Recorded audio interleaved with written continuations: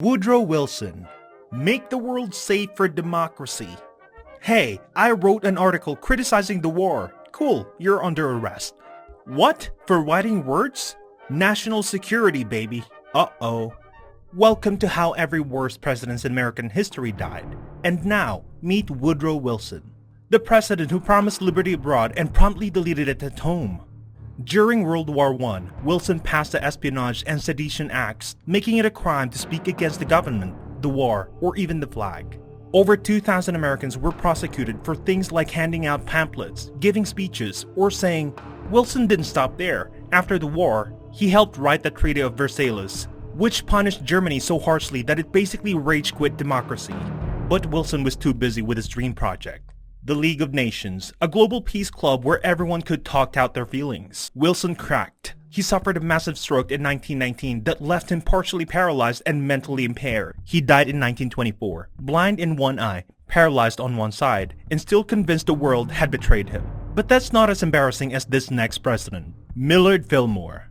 Millard Fillmore became president when Zachary Taylor ate bad cherries and promptly died. At last, I'm president. Who? I signed the Compromise of 1850. Who? You must become a slave hunter. But in 1850, the country was in full meltdown mode. The North hated slavery. The South loved it. Fillmore had a choice, calm things down or light the match. He chose the match.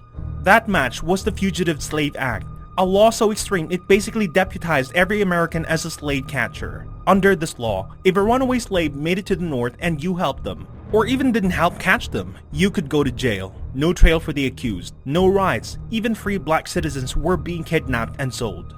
People in the North were furious. Protests broke out. More and more folks joined the abolitionist movement.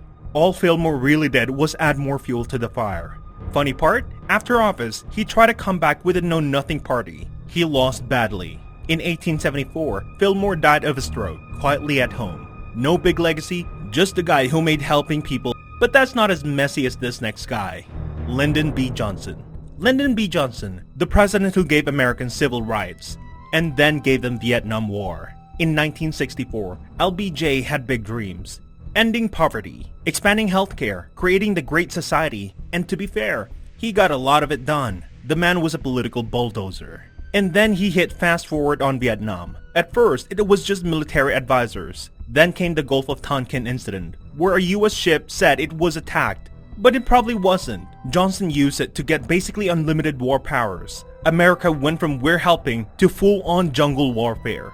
Drafts, napalm, helicopters, body bags, rolling in by thousands. No, my son. Back home, the country exploded. Protests, riots, college students burning draft cards. Approval rating crashed, and LBJ, once the most powerful man in Washington, decided not to run again. He straight up quit. He spent the rest of his life back in Texas ranch.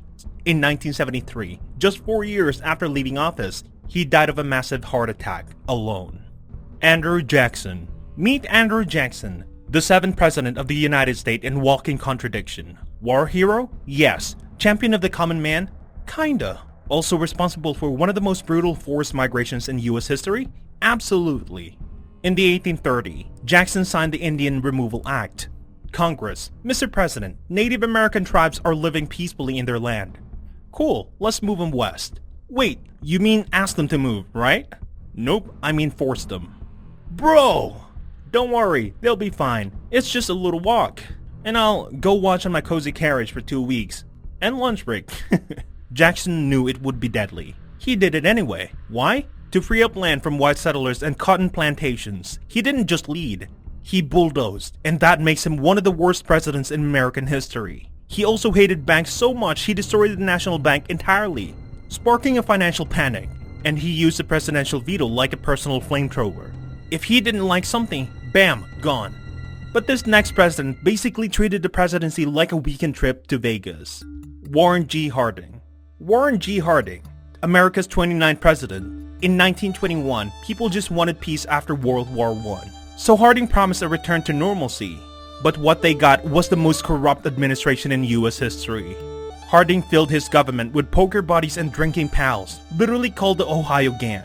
They ran the place like it was open mic night for crime. Pulled off some of the biggest scandals in US history. The worst scandal? Teapot Dome.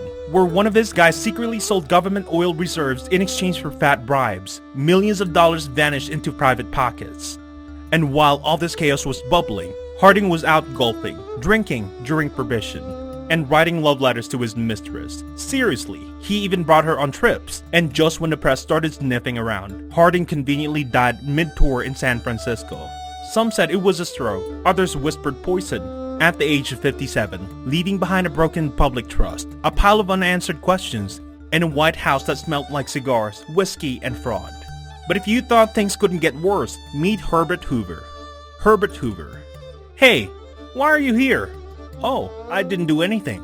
Nothing? Nothing. The irony? This guy had one of the most impressive resumes to ever walk in the White House. Orphaned as a kid, he became a millionaire mining engineer. He was seen as smart, efficient, and deeply moral until reality hit. In 1929, the Great Depression crashed into America like a train. Millions lost jobs. Banks collapsed and people starved. Instead of bold action, he stuck to his beliefs. Government shouldn't interfere in the economy. To him, helping struggling Americans directly would weaken their character. So he waited, hoping free market would fix itself. It didn't. He left the office in disgrace, his name stamped on shanty towns. In his final years, Hoover was worn down, largely out of the spotlight. He died quietly in New York City on October 20, 1964, from internal bleeding at age 90. But if you thought things couldn't get more chaotic, meet Franklin Pierce, the president who inherited a fragile peace and smashed it with a hammer. Franklin Pierce. Before Pierce, America had a deal. The Missouri Compromise. Slavery was allowed down south, banned up north. It kept the country from exploding. Then came Pierce. Pierce had one job, cool things down. Nah, instead, he passed the Kansas-Nebraska Act, which scrapped the deal and said, let the people in each new territory vote on slavery. That vote was in Kansas, and that's when all hell broke loose. Pro-slavery folks from Missouri rushed in to swing the vote. Anti-slavery settlers from the north flooded in to stop them. Suddenly, Kansas was full of angry mobs with guns, setting fires and fighting in the streets. And Pierce made it worse. He sent the U.S. Army to protect the pro-slavery mobs, even when they cheated elections. Like he threw gas on the fire. Nice move. The result? The country slid closer to civil war. His own party said no thanks in the next election. Voters hated him. He left office hated and humiliated. Franklin Pierce didn't just lose the country, he lost everything. His young son was killed in a horrific train accident right before Pierce took office, and he never recovered. His wife fell into deep depression, and he turned to alcoholic for comfort. He died alone of cirrhosis in 1869, a man consumed by grief, guilt, and whiskey. But wait till you meet James Buchanan. James Buchanan, one of the worst presidents who saw a 5-alarm fire and decided to take a nap. He was the last president before the Civil War, and instead of preventing it, he practically laid out the welcome mat.